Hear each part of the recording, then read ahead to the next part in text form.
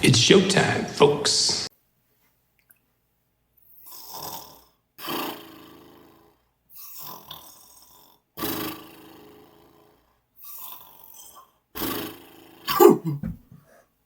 Oh, sorry, guys. Biop Memes here for the Blackhawks Kraken post game.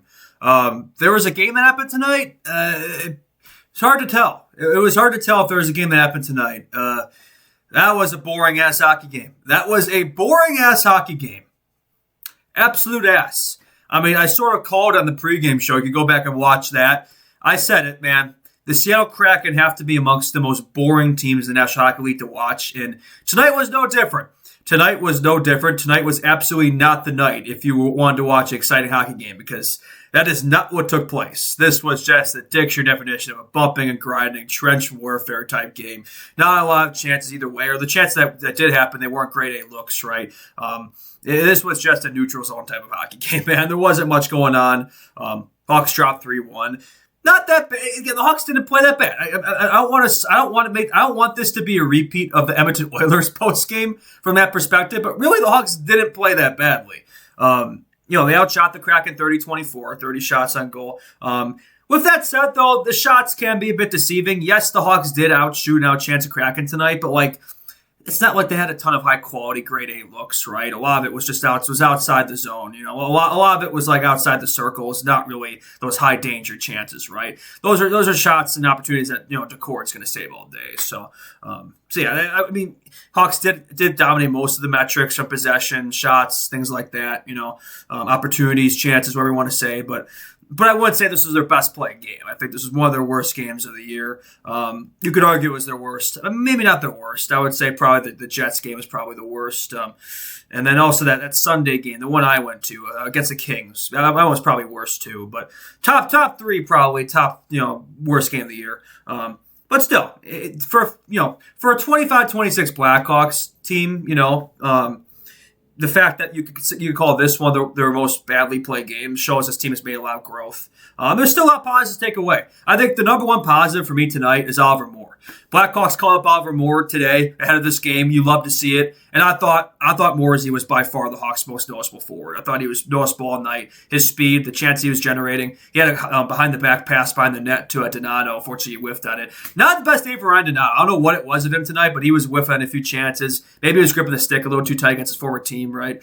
Trying to get on the board, but it just wasn't his night. But yeah, Oliver Moore in that third line, he was looking good all day. I thought he deserved a point today. I thought he played really well. I thought he was the Hawks' best forward on the ice. Didn't get on the board, but I thought he was great. Good to see him up here, right? Hopefully hopefully he's up here for the foreseeable future. Hopefully it's not just a injury replacement while Dickinson's out. Hawks did send down Landon Slaggert, so that tells me that Moore is going to get a chance up here. It's not just because of Dickinson being an IR, right? So if Moore plays well, and if Moore continues to play like he did tonight, I can tell you he's going to stay up here, no doubt about that. So no, Oliver Moore definitely a positive. But yeah, otherwise not really a ton of. We'll just get in the game here, but not a ton of other positives, I would say. But yeah, from the get-go, I mean, the Hawks are getting chances to get on the board. First period happened. I don't really have anything to say about the first period other than the fact that it happened. There wasn't much of note that took place. No goals on either side.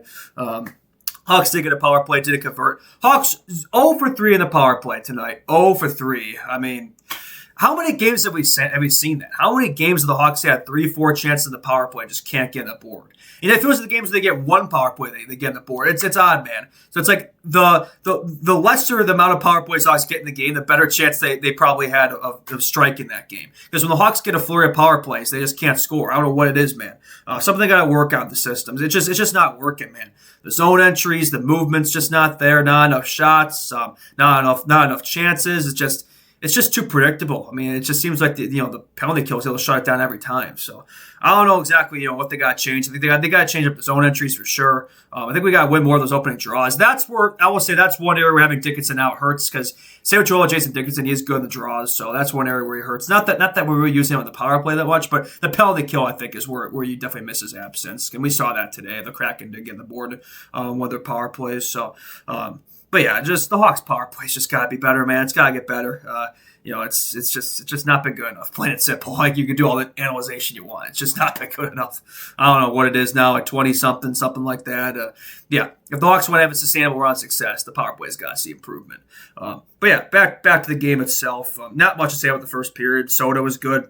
Kraken had good amount of chances early on, and he was sharp. So I'm not blaming Soda for this one, by the way. I mean, I would say getting in the second period, I would say that first goal was a bit soft on him. It was kind of just a floater from Alexiak from the point. Murphy did turn the puck over, so that kind of led to that chance there. And then I think Grizzlick sort of screened him. The puck kind of went off him, just deflected in, past Soda. So, but still, that's probably one Soda should have had. It kind of lost track of the puck that's probably what he should have. So, but otherwise, I wouldn't blame him for this loss. I don't think if Knight's in net, I don't think this game turns out any differently, right? The Kraken get another goal right after that. They get a power play, but Manny Beniers strikes. I don't know what it is with Manny Beniers, man. I feel like every time he sees the Hawks in the schedule, he just turns it on. But that's a Kraken in general. I don't know why the Kraken own this team, but they just do. Like, we were good against them their first year in the league, I remember, but since then we've struggled. I don't know what it is.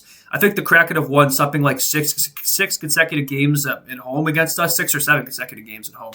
I just had to do that. I had to do that. I'm sorry.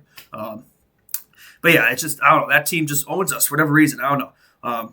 Hawks get another power play after that. Failed to convert again. It was all Swedish, no finish. Like, the Hawks were all Swedish, no finish tonight. They got the chances. They got the looks. Just weren't able to bury them. The shot selection was off, right? Not enough, net front presence. Not enough deflections, screens, tips. Not enough distractions in front. Like, Decor was able to stop it all night. There just wasn't enough high quality looks. Plain simple. Third period, Hawks get a call right away for too many men, so great start to the period there. They do get a kill. Finally, the special teams did something tonight. They get a kill. That maybe gave them some momentum. I feel like they picked up a bit after that. And here's a positive from the night. Hawks don't get shut out. One goal. The Hawks bring back the former slogan. And Andre Burakovsky gets on the board. I believe, what is that? His third consecutive game of a goal, something like that, from Connor Bedard. Bedard makes a great chip play to himself, kind of, beats the defender there, and then finds Burakovsky wide open there in the slot, and he's able to bury it. So, great setup by Bedard there. Bedard and Burakovsky have clearly found something. Like, those two clearly developed a chemistry together, a connection together. So that you love to see. Good to see that. Burakovsky scored against his former team too. Great trade by Davidson. Outstanding trade by Davidson. We gave up Joe Veleno, who isn't even playing for the Kraken. He was placed on waivers and then claimed by the Montreal Canadiens. So dummy move by Kyle Davidson, right? Davidson's good at making those kind of under-the-radar trades and moves, right? That, bringing these players you wouldn't expect much out of, he turns them into gold. So, Burakovsky's a player who, in his prime, 50, 60-point guy, top 6 player, right? 2-time Cup champion. But with the Seattle Kraken, he had a couple rough years there of injuries. It just didn't really look like himself. But, he's fully healthy now, and he looks like himself, playing top-line minutes at Connor Bedard. And he's been fantastic. What is that, 10 points, 12 games for him so far? So he's been great.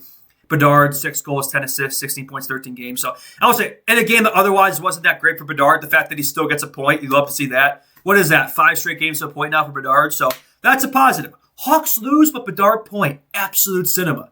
Not really. This game was not absolute cinema, and that did not make up for it. I mean, at least we left with something. We make the game interesting. With 8 minutes left, I think the Hawks have a chance to tie it up. Nope, they do not.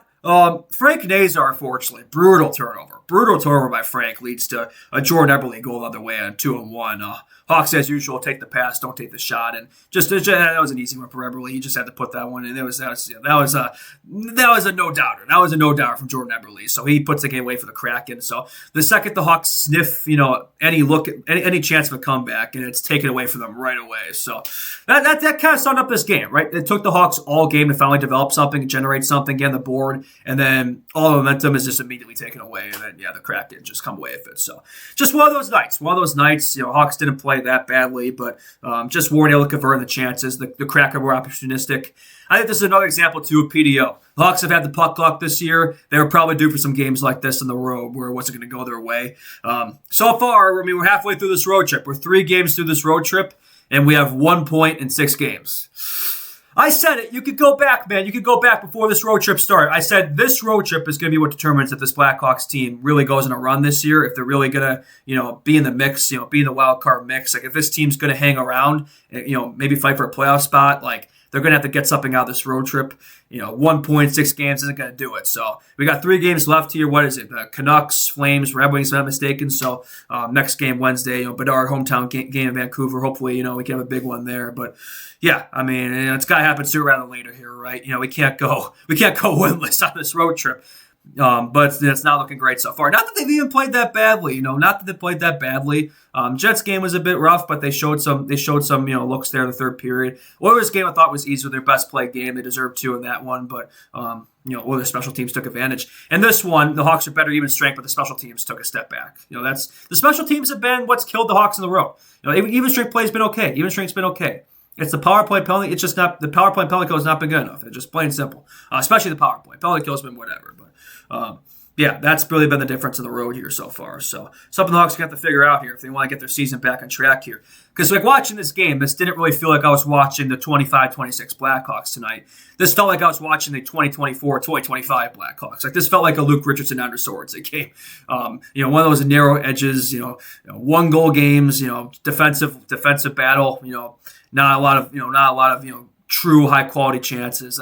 This felt like I was watching last year's Blackhawks team. Did not look like I was watching this year's Hawks. So it's going to happen. You're going to see setbacks, right? That this road trip is going to be a character building test for this team. I said it. We're going to learn what this team's all about. So hopefully we can get out of it, in one piece. But so far, fortunately, the play's been all right, but the results haven't been there. We're going to have to get some results here. Last 3 games of the road trip, we're going to have to get some results here. So. Yeah, hopefully we can develop something and get something rolling here. That's going to be the key. That's going to be the key. I wore my Bears hat today too because I thought the Bears win yesterday would lead to a Hawks win today because that's kind of the way it's rolled this year, right? When the Bears win, the Hawks win. I was thinking maybe the Hawks had a late comeback in store, but nope. Unfortunately, they weren't able to quite work that magic there, and Hawks unfortunately were not able to repay the favor. So it is what it is, right? It is what it is. I think this is one of those games where I'm not going to overanalyze it. I think I'm going to keep it short and sweet. These late 9 o'clock West Coast games, man, especially when you're playing the Seattle Kraken, are not the most exciting hockey games to watch. So I don't think this is one where I'm gonna overextend. It's late. I'm tired. You're tired. I don't think I need to overextend this one. I think we can leave this one definitely shorter and to the point, in my opinion. Yeah. But yeah, Hawks next game Wednesday against the Vancouver Canucks. 3 straight losses. Hopefully we can get first win on the road here in this road trip, right? Hopefully we can snap the losing streak and get back in victory lane. That's going to be the key, right? So yeah, we'll be back then. Post game pre-game either tomorrow night or Wednesday morning, and then post game that night. So we will be back there for that. We'll be back for that for sure. But yeah, I think that's gonna do it for this one. I think we're gonna call it here. Again, appreciate y'all so much for the support. I think we're at 592 subs at the time of this recording, so that really means a ton to me. Really appreciate that. The support means a ton. Like this video around, share it around with friends, family, loved ones, means a ton to me. Really appreciate that a lot. And I think that's gonna do it tonight. And I will see y'all in the next one. Biak Memes out. Have a good night, baby. Bye bye. Let's go Hawks. Boop.